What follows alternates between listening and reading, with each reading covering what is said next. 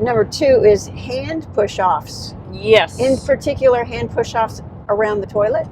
Yes, yes. Because if we think about it, most of the time when most of us get up out of a seat, except for maybe if you're in physical therapy and the therapist is making you do an exercise, Physical therapist. we don't usually, we usually push off with our hands to get up. Yeah.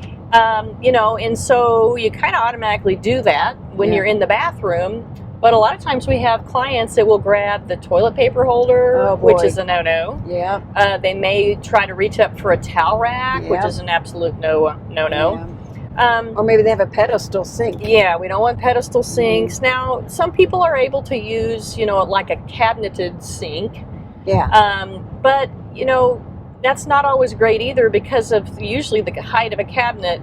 You know, sometimes it can be those taller cabinets, and you're raising your arm way up. Yeah. So depending on your shoulder mobility, that may not be good for you. So we want some type of a hand push-off. Bottom line. Yeah. Let me get a long story.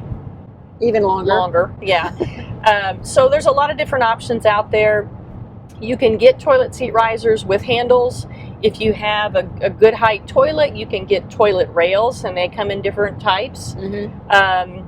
You know, you can also put a bedside commode frame over the toilet, which actually gives you the height adjustment as well as the push-off. Yeah. And then you have a bedside commode if you need it at bedside at night. Yeah, and sometimes those bedside commodes are called 3-in-1s, yes, right? And that's the reason. Yeah, because they are meant to be a bedside commode, and then you could also put them over a toilet. Put them over the toilet, and have the height adjustment in the push-off. Yep. Yeah.